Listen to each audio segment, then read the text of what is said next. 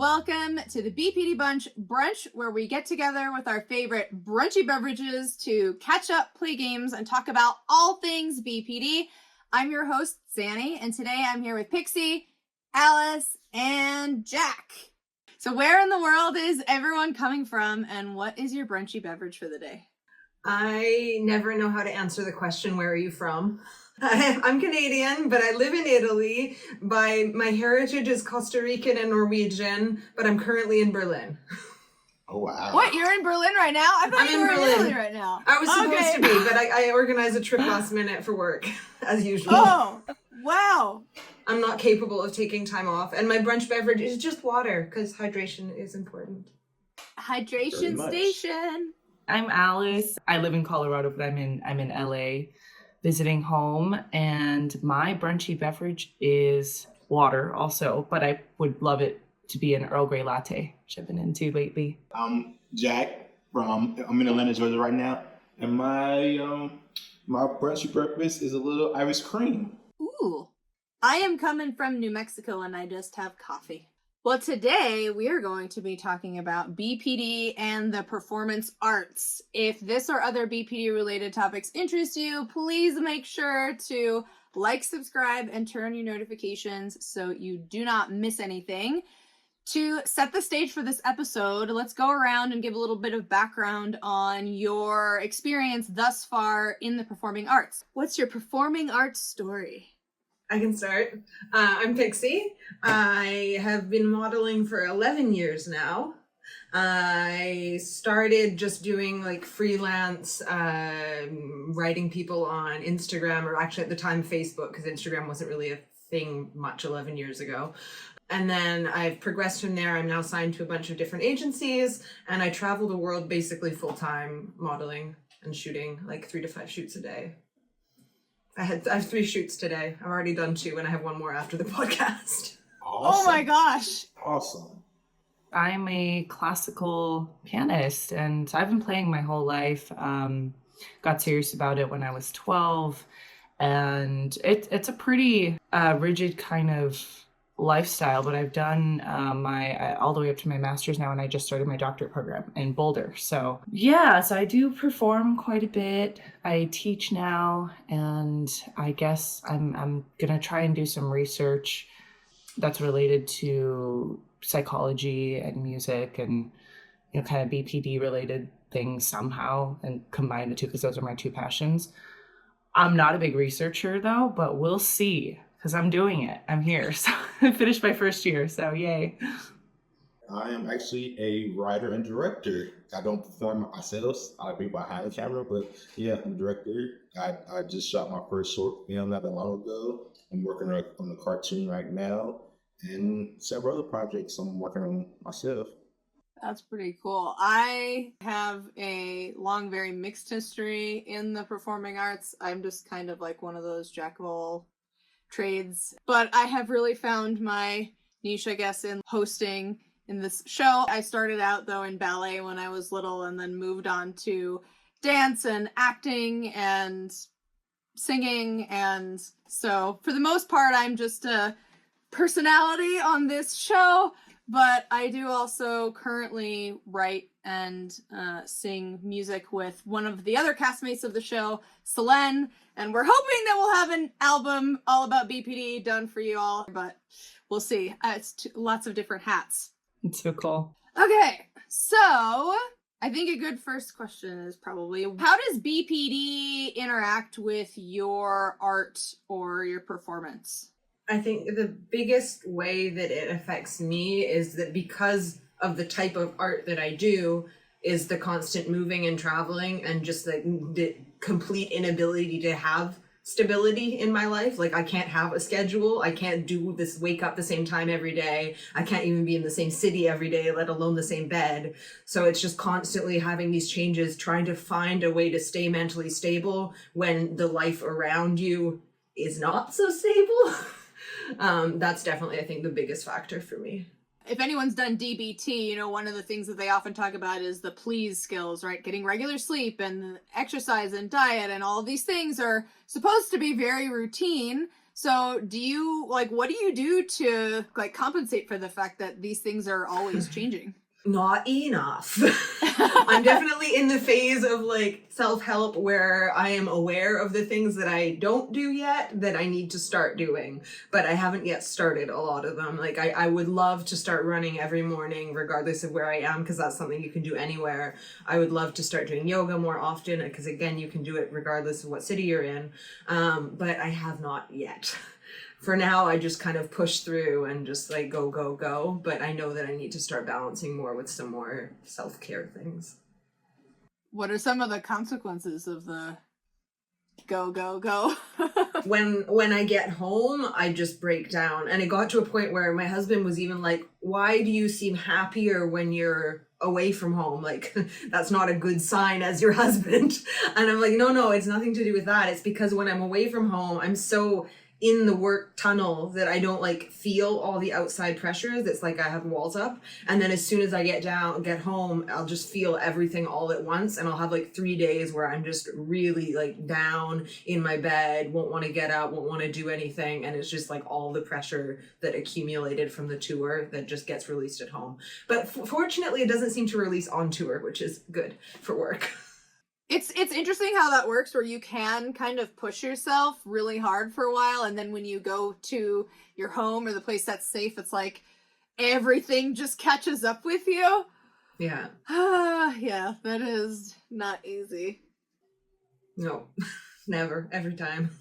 No, I can relate to the go for sure. And I think for me as a classical musician, there are different aspects of it that contribute to that, because it is a very rigid industry, especially classical piano. It's so isolated, but at the same time, we have to rely on our connections as well. So it's there's this intense competitiveness and push to be independent and make best use of your time and be better and be better and better. And then also be good with your relationships. And I've just found all of that really hard to manage over the years. And also I've been a student a lot, and just being a student, for me, the reason I didn't want to start this program, and I had taken a year off between my master's and my doctorate, a lot of it was school has just been so hard for me. Having classes in the morning that are just given, it's you can't really choose. You can, but it's limited options. I hate that. I'm I don't know when I'm gonna have a crisis the night before and then have to get up in the morning and pretend everything's okay, and then practicing and just how much energy it takes. That has been really hard for me. Have you had crises that you've had to try to figure out how to manage, and what did you do? I take advantage of the university's accommodation stuff for their disability center. I find that really helpful, that once I got over my pride, that's really helpful. But aside from that, I think I've really had to learn over the years to live in the moment, and I'm going to miss some classes. I'm not going to turn in some assignments. It's going to be a different experience for me, and that's fine. And I think I'm still a great performer, which is what I'm here to do. I'm a performer and a collaborator, and that's what's important to me. So at the end of the day, it's I'm doing my best, and if I need some extra sleep, I'm just gonna do it. I'm just gonna stay home. I don't really care as much anymore. Or even if I don't finish the degree, because I would like to, but we'll see. I've kind of adopted a belief of it's fine. It's fine.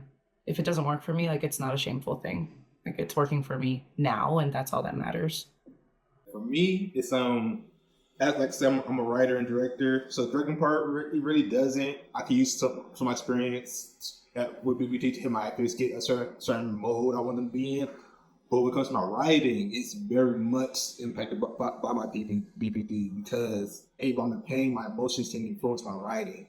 So for me, it's the fact that I don't know if I'm good at this, or it's just my BPD. It's the mental illness that's causing me to be good at it. It's it's a natural talent, or just the fact that I'm crazy, quote unquote.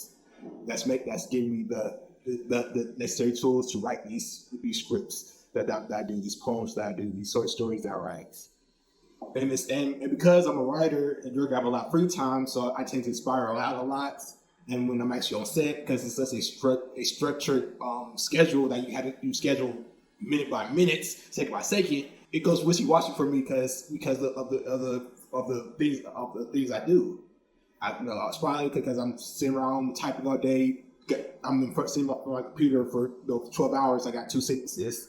Drove myself crazy because I'm on set. I know we need to get this shot before the sunlight goes down. I'm trying to rush everything. It's very, very much. I don't know why I chose this career field for myself, but I would rather get beaten by baseball bats than choose anything else.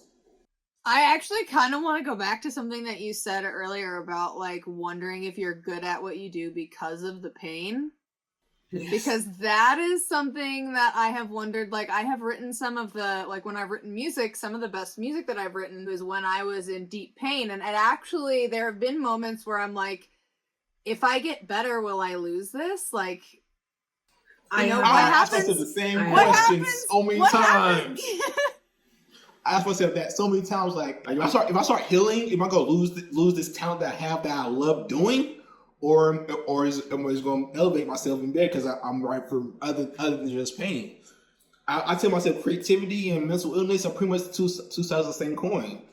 A lot of us tend to use our pain and our mental illnesses to elevate ourselves into a better position.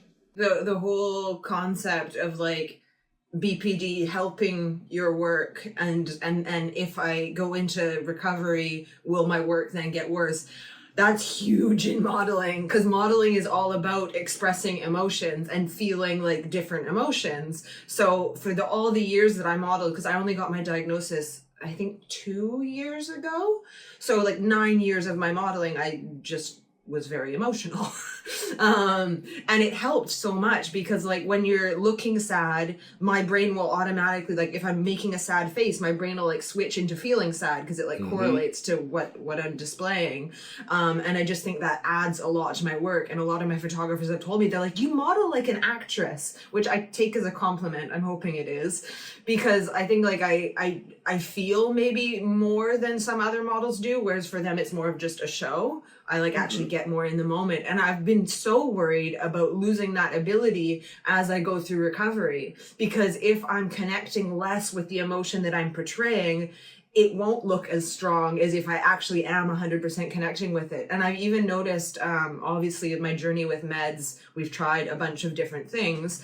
And there were a few of my meds where I noticed I shouldn't have worked while I was taking them, because I would get on set and I would just be like, I would do really, the poses were still good, but I could see in my face that there wasn't like feeling there. It was just like dead on the inside. So I definitely think that, yeah. The last time I was on medication, I could not write anything. My imagination, my creativity was just gone. Like I had to tell my therapist, I would rather be crazy and be able to write than be sane and on these medications. Like I love my writing. I don't care if, like I said, I don't want to lose this. It's the only thing I've been good at. I don't want to lose this and be just a plain, boring Jack. Like, no, That's exactly how I feel with just being ordinary. There has always been like, it's so funny. Facebook just pulled up a status that I posted in high school, and it was so embarrassing. It's like, it said, my biggest fear is being someone who is ordinary. And I'm like, that's such a, like, now I'm just like, what's wrong with being ordinary? But it makes sense as a performing artist who, like, we have to emote with what we do, you know, we have to communicate.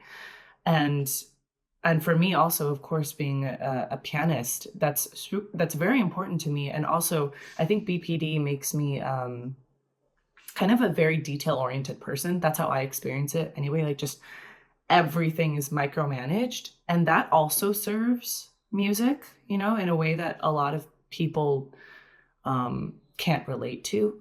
And I tend to cling on to that and feel like this is what makes me exceptional, like this obsession with perfection and having such a rigid schedule, and like who can practice more, like who can sit in a room longer, and like, force myself to get this thing done. It's like, yeah, that's going to be me. And it's like, what happens if I lose that? What happens if I let go and just enjoy my life and then come and practice when I can? It's been a learning process for sure. But I do believe that letting go makes art organic. Like there's a sense of like authenticity that comes with just kind of letting things be and not trying to control everything. As artists, we work with a lot of chaos, and honestly, we guide chaos into this beautiful form that you could listen to, watch, read, dance to, whatever. That's all art is. That's all art is. Just a managed chaos. You can't control it. All you do is just somehow manage it to give it some form that people can enjoy. I like that, managed chaos. Yeah. The idea that I would like lose my emotions is really not been the case. I find that it's more like been reactivity that is decreased through recovery. So it's like, Pixie, you're talking about the medication. I feel like that was actually the biggest dampener of my true self, was taking meds rather than like any of the skills or other recovery things that I've done. Yeah. I'm still very emotional, can connect with my emotions pretty well as long as I'm not like on drugs, basically. What is like a specific way in which like a particular symptom of BPD has come up and created challenges for you in your work? For me, the biggest time that I've felt the effects of BPD in my work was when I had, luckily in 11 years, only twice it's happened, but I had really bad anxiety on set because something had just happened both times. I can't remember what the cause was for one of them, but something bad had just happened and I had to go to a shoot right after, and I had a breakdown on set, and in the moment, I didn't have the ability to calm myself down, like with any techniques. So the 2 times that this happened, I did have to cancel the shoot. But like being on set and having a breakdown in front of everyone, and just that not being able to pull myself out of it. Like I was trying to distract myself for all these different things, and nothing would pull me out of it because I went so far into it.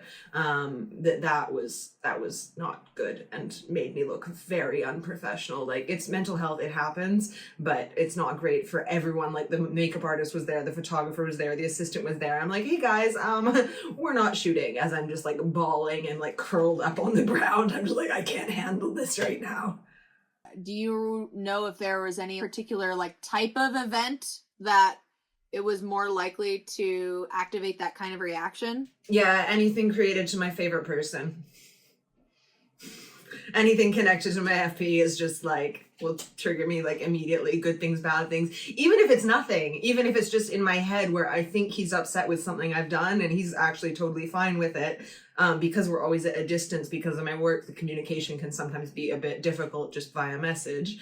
So sometimes maybe I'll misinterpret a message and I'll think he's anxious or upset or something. And that'll send me into a spiral for like 2 days when there was nothing even to worry about. But yeah, anything connected with him is my biggest difficulty. Yeah, I can relate to that. The FP thing, and also just bringing that into work. And the constant need to show up as a different person when inside you're like dying. And there is something about that that's always very surreal to me. I get almost like dissociated, and I'm just like, I'm watching this mask of myself show up to people. And just a second ago, I was, like you said, like on the floor, like my master's graduation, the day before, I ended up in the hospital. And then the morning of, I show up at graduation, and it's like surreal. You're just like, how am I here right now? And not a single person in this room has any idea what's going on. The worst migraine. And that kind of thing happens at different degrees. Now it's more of like, I just kind of have to keep it together in front of people. And I don't know if you guys have experienced this, but like sometimes it can be really hard to not want to like show all of the stuff that you're going through, whether it's through like just talking about it, or like, just this need to show I am suffering and I'm not just here. Okay, this is hard for me. So sometimes I don't know, I wonder how much of that comes into play, but that's been hard for me for sure.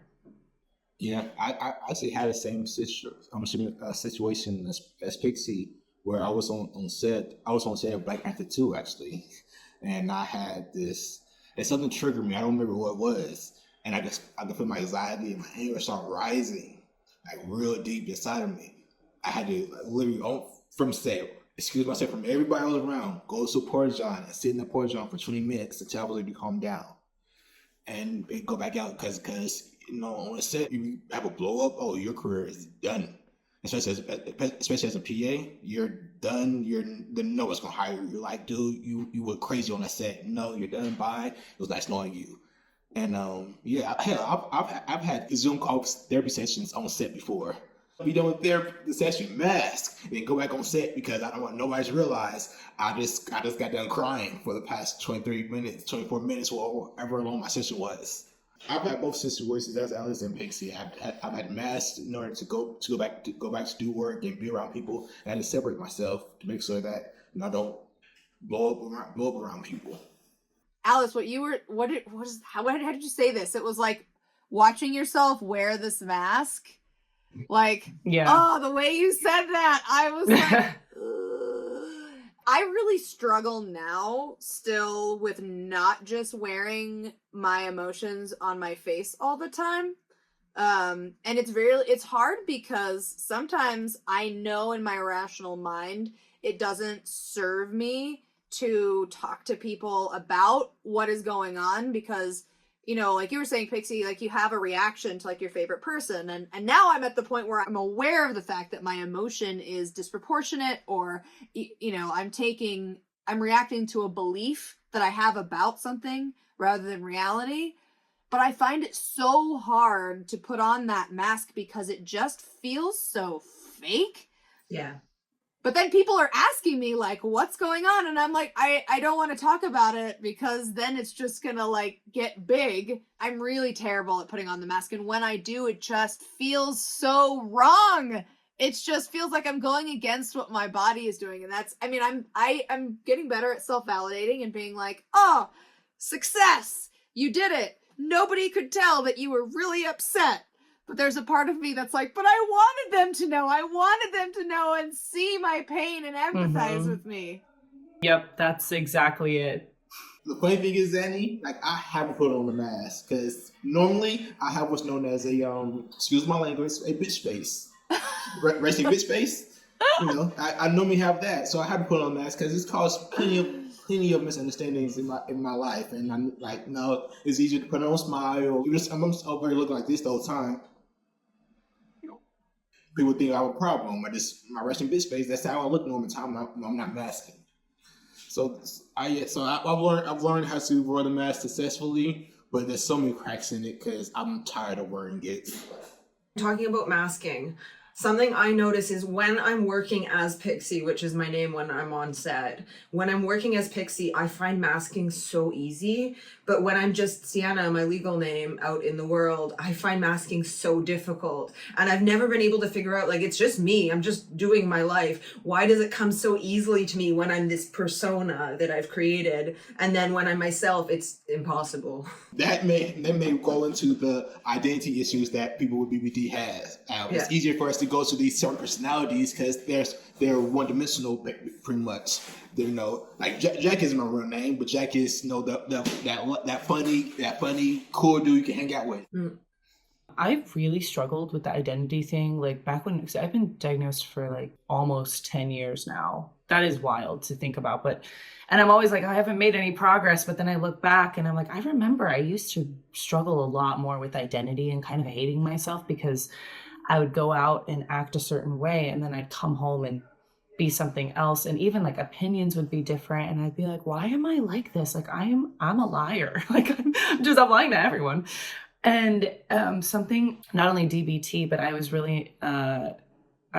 really benefited from internal family systems therapy, which kind of highlights the different parts of the human psyche and just validates that like people feel this way. And even people who aren't diagnosed, they'll often be like, oh, part of me wants to watch this movie, part of me wants to do this, part of me this, part of me that. Like, we're not one-dimensional creatures. Like, we're so complex and we're sensitive. And so, of course, we're going to feel multiple ways about different things. And that was so validating for me. And now I'm just like, okay, I'm aware of this teacher part of me, like the person who has to show up when I'm teaching my students, but that other part of me is still there. That doesn't make that less valid. They just all kind of coexist. And it's, what is it? Managed chaos. I don't have like a stage name. When I'm on this show, I am playing myself, but it's like a curated version of myself, right? And it's so interesting because I have actually filmed episodes where I just got really horrible news ahead of time, and I was actually, like, because I was on and I was like engaged at this like performance Xannie, I was able to get through it, and like it was difficult, but it wasn't as hard as even just a few weeks ago. I was hanging out with my brother. I got a message from somebody that wasn't even that over the top. It just put me in an awkward position. And I could not stop thinking about it all day. You know, like there is something about that performance persona that is not quite as much of that fake feeling mask that you try to use in everyday life. In a way, it's like the persona is a shield. So things that happen during that space, it's not like they're attacking you directly. And because it's, you know, it's not like I don't know, it's not like a polite mask, right? It's a persona that you've created to do a specific task. And so it doesn't feel as fake because you are actually accomplishing a goal versus like the politeness mask, which I feel like it has the goal of politeness, but it doesn't go as deep. So it's harder to be committed to that mask. But yeah, so I do find that that's absolutely true, that there's something protective about that stage persona. I've started using my stage name outside of work just because when people, like, when I hear like, hey Pixie, how are you doing, Pixie? It just makes me feel more confident than if I hear my legal name, because I just associate it with a more mentally stable mindset. Same. I'm saying I started having people call me Jack outside of performing innings because I feel more confident as Jack half the time, honestly. Do you ever associate some of those feelings with particular items of clothing? Because one of the things that I have found is that there are certain items of clothing that I just put them on, and it's almost like that garment itself has a personality that just becomes a part of me once it's on. My personality changes so much based on like geographically where I am, because I will just innately try and mimic those around me. So that goes like from clothing to like the way you walk on the street, like whether you talk on your phone in the subway or not. Like I notice all of these little things that people do. So depending on what I'm wearing, I definitely do act very different, but it's not like the certain items bring me confidence. It's more like if I'm in Bali, I'll dress very Balinese and the way I act changes in according with that. Whereas if I'm in Italy, I'll wear all black, more like edgy. And this kind of connects to what Alice was saying earlier about how you felt like with different people you would act differently. So what's the real you? Like, are you lying by being different with different people? And I'm the same. Like, if I'm so one way in one city with like certain friends and then so one way in another city with other friends when I'm wearing certain clothes, is like one of them more me than the other? Are they both just aspects of me? Like it's hard to figure out what the concept of like the real you is when you're so different depending on what you're wearing, where you are, who you're with. Very true. Like for me, like I said, my hoodies. I wear hoodies all year round. I don't care. It could be the hottest day in the summer, you're gonna see me wearing the hoodie. The coldest day in winter, you're gonna see me wearing the hoodie. Like, this is my armor. It protects me. I was thinking that word as you were talking. Armor was going in my head, and I was like, yes, you said it. It makes me a little tougher. It makes me feel like I had it a little bit more. But at least 1 or 2 days a year, I actually get dressed. Like dressed, like cleaned up, and you can't tell me nothing. I'm supermodel Jack. I'm the pretty prince that will bow down to me.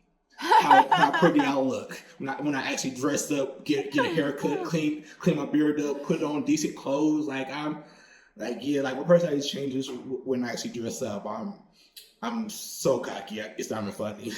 I could pull Beyonce right now and ghost her when I'm dressed up. That's how I feel. I was gonna say, what is an art piece or performance that was particularly linked to or inspired by your BPD? It's actually two pieces. The short film I did called 12 a.m. is actually based off my life. This character in the card named Jack, based off me, based off my experiences, and based off things that I personally felt in my life before I was diagnosed and after I was diagnosed that people just don't know. And then the cartoon I'm working on is basically just me making fun of my BPD and the bad things I have. Just got laugh at those days. Those stories that was just so horrible that I end up just laughing at in the long run. Yeah, that's me. And it goes back to the first question of how BPD affects, how sometimes you feel like, mental illness affects your talents and the things that you do. I wouldn't say there's any, because like again, my work is a photo. The final product is like an image. So there's none like that are more connected to BPD than others per se. But I would say there was one event that was supposed to be my photo shoot that was really like, this is BPD. It failed in that we didn't end up being able to do it because it was too much. But basically I just had, I think about a week or 2 weeks before, some pretty big T trauma happened. And one of my friends who's a very artistic, like emotional type of photographer, I reached out to him. I'm like, hey, I want to try going on set with you and just doing raw portraits of just how I'm actually feeling and just see what happens. And we got about 2 seconds in and it just became way too much for me. But I would love to redo that project in another time. I mean, not hoping that no more big T trauma happens, but like if it does, or even just smaller traumas, or if I'm having like a really bad day or something, I would love to capture that moment and be able to have that, yes, for my social media and everything, because that's my job, but more so just for me. I would love to have framed at home like how I look, what I'm feeling, who I am when I'm proper in crisis mode. I feel like as a classical pianist who performs works that are like, the decisions have been made, the composer wants what they want, and there is room for interpretation, of course, and like personal interpretation and expression, but we also have to stick in the bounds of the style and the piece and all of that. And that can be really hard. Like we need to rehearse over and over again and plan out and practice bringing up emotion very quickly and then bringing in a new one. There's a piece by Franz Liszt that I love. It's a 30-minute piece. It's a sonata in B minor. It's a very serious work. I think it's his best work. It's 30 minutes, but it's like so worth it. But I just remember having planned all of that, and then I had played it enough to a point where I got on to it was for an audition actually, so I only played a little portion of it. But it felt like I was so I understood the emotion of this section so thoroughly, and had practiced it so much and had a clear understanding of it, that I could also be spontaneous with it. And so for a second, it was like I wasn't there, and I had never experienced that before until that moment. I've heard a lot of professional pianists talking about it, but that was a pretty cool experience for me, and just kind of a way that my emotions were a strength, like the BPD, kind of like the up and down, being able to switch from one thing to another. It was just such a strength in that moment. It's funny because when I asked this question, I thought I had a very specific answer, but now the more I think about it, I've kind of made my career off of BPD, so it's hard to pick like something that stands out. But I do think one thing that's really a standout moment, and I think is kind of neat, is that when I was really at my most symptomatic was when I was in my early 20s. And at the time, I was also kind of trying to make it in the music industry. I wrote a bunch of pieces when I was at my worst. And I have never been a particularly great lyricist, so they just kind of sat around for about 10 years. And then I started working on this BPD album with my castmate Selene. And I don't even think this is like the best piece. I think the best songs that we've done are all ones that we started from scratch recently. But I just think it's really cool that we wrote a song about unstable relationships that uses the chorus melody and backing track of a song that I wrote when I was legitimately at my worst in my 20s. So I just think it's cool that there's a song that we've done that's going to end up on our album that literally has parts written by 20-year-old BPD. That's so cool. Hey, it's kind of like reaching through time a little That's bit. really cool. Has your art played a therapeutic role in your recovery, and how so? So much. Like I said in my short film, I just wrote how I was feeling. Writing and just finding ways to express yourself artistically, it helps so much better because it gets those feelings out of you one way or another. Because you could be writing a silly poem about spaghetti, and it ends up being a 15-verse song about how the girl when you were 19 broke your heart, and you're still dealing with that. But you start one way and you never know what's gonna go in the end. I think for me, my job has been therapeutic, both in an emotional and in a practical way. So it's been both therapeutic and just helpful. Therapeutic in like what I was saying before, modeling is connecting to your emotions and portraying that. So allowing me, not in a personal sense, but in a professional sense, to just process emotions and constantly changing emotions too, because every frame you want to look a little different. Being able to process those emotions and portray them, it helps me then gain more control over my emotions in general, because I'm using emotions as part of my job. It helps me understand them more and process them more. And then in the practicality side of therapy or helpfulness, my job, it gives me like drive and like something to do, so it keeps me from doing my maybe more toxic like ways of managing my time when I'm just free. Not good at that yet. But so it gives me a schedule, and then like a very like structured schedule, like you have to be here at this exact time, and that calms me down a lot, knowing exactly what I have to do when. I'm not good at having free time. Free time is very stressful for me. And then and then there was one more thing, but I forget it. For me, so I think my relationship with music has changed a lot over the years. Like I said, I got serious about it when I was 12, and at that time it wasn't therapeutic, but it was protective in a way that I realized, because I was so shy and struggled so much with feeling like I belong and like I don't have a voice, I don't have a place in the world, and I wasn't great in school, and I just felt very awkward all the time. And that was also the age I started experiencing like intrusive thoughts. And I feel like music at that point was not something I was as passionate about as much as I was just kind of using as a band-aid to give me a sense of worth. It was like the only thing I could do that made me feel a little bit seen, or like I was a little good at something. I would do what my teacher told me to do, and I'm like, whoa, there's results. And then I started entering competitions, and whoa, more results, and people like me now. And it became a kind of toxic relationship at first because I couldn't let go of that. And then once the BPD stuff started getting more present in my life, and like, you know, like hospitalization, and I had to make more time for therapy, it was like, I really need to change my relationship with music. And I had to learn how to let go of rigid mentalities and kind of restructure my life and figure out if I even really loved music enough. And I hated it for a long time, but I think going through that period and learning how to prioritize my health and therapy and knowing what my needs are, that brought back a passion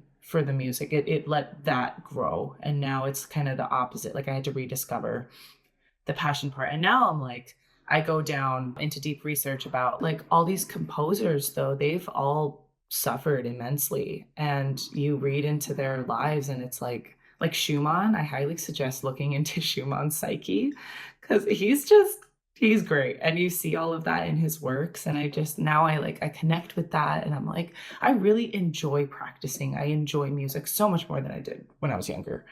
So it is therapeutic now.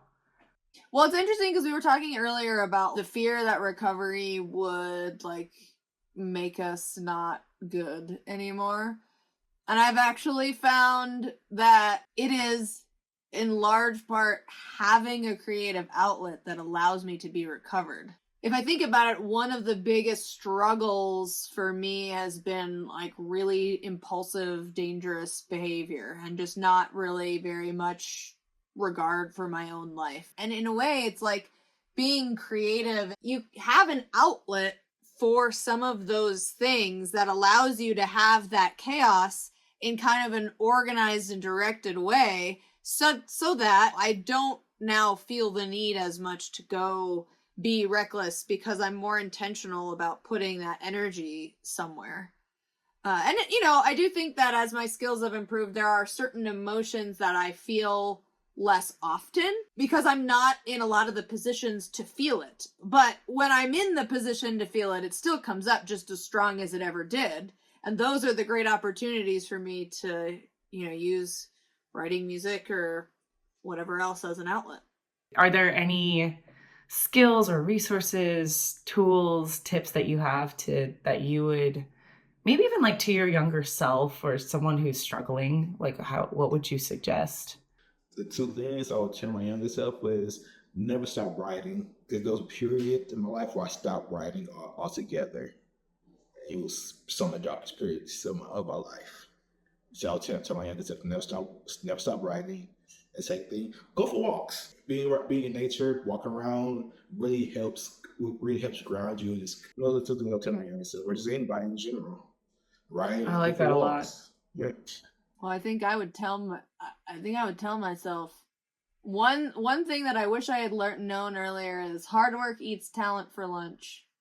I was one of those kids people would say like, "Oh, you're talented," and then I would get into spaces where I was with people who actually practiced and worked really hard, and they were maybe not as innately talented as I had been, but they worked so much harder than me and they blew me out of the water every time. I didn't really develop a work ethic, and that I kind of developed like this almost like a quitter's mentality for a while, because anytime I would get to a point in trying something where it would actually get difficult, I would say, oh, this must just not be for me because I'm not just doing it instantly. And I think that's not just something that has affected me in my art, but also just in my life. And so I would say, hard work eats talent for lunch. Like, no matter how good you may start out at something, to really be a master at anything to the point where you can be really fully free in it takes hard work. There's nothing wrong with you if you have to work hard to get good at something. Like, I had such a complex about anything that I had to put effort in to be good at. Oh, what's wrong with me? It's like, no, that's the norm. Like, it takes hard work to be really great at something. And I'm pretty amazing at sewing because I didn't even realize how hard I was working at that.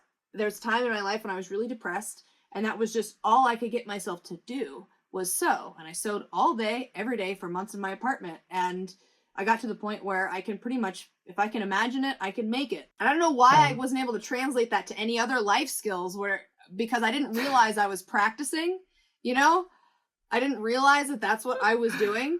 Yeah, hard work eats talent for lunch. You can get good at most things if you put in the effort. There are obviously some physical limitations that certain bodies can't overcome. And like I would have a really hard time being a prima ballerina with this chest. But I think connecting a lot to what you were just saying, Xannie, I still today struggle with, I only do things that I'm already naturally good at. Like, if I try something for the first time and I feel I don't have any talent in it, I just won't bother to pursue it because I like being the best. And I don't know if this was pressure from my family growing up or if it's just like part of like my personality, the way I am. Like, I really too much focus on becoming the best or being the best, and looking the best. And looking the best, not so much. I always go out with my hair a mess and no makeup on, but like in work and in like sports and music and things like that, I'll only do things where I'm naturally talented in. And I wish I could go back, especially in the music scope, because I have zero musical talent. I've tried a few different things. I can't sing, I can't play violin, I can't even play the recorder. Like, I have no talent there, but I wish that I just dedicated myself to something as a kid, that even if I wasn't good at it, even if I was only ever got mediocre, just to have that outlet, because it's so much harder to learn as you get older. Like, I wish I could go back in time and be like, just pick an instrument and play it. I don't care if you suck.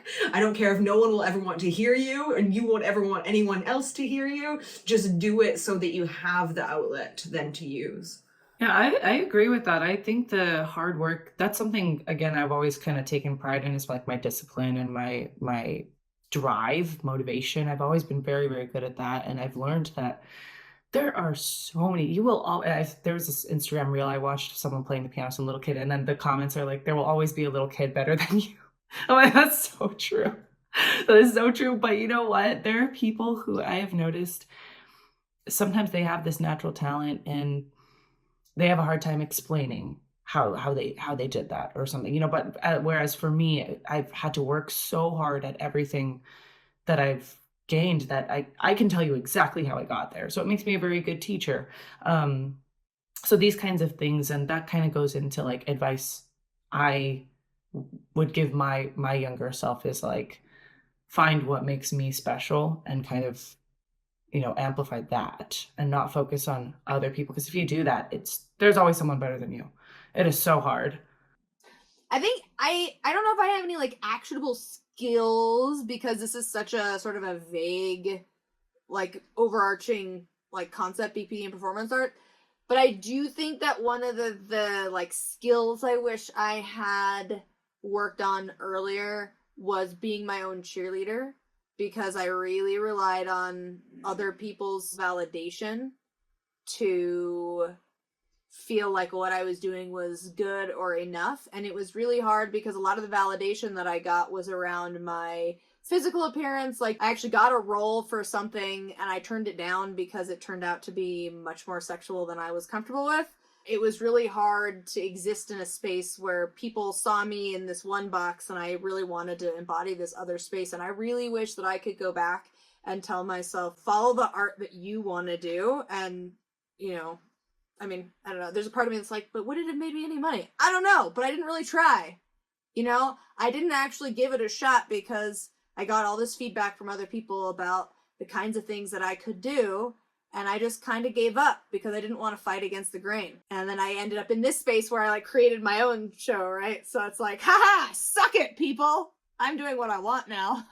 But I wish I had started that earlier, and then I could just be my own, like, go you.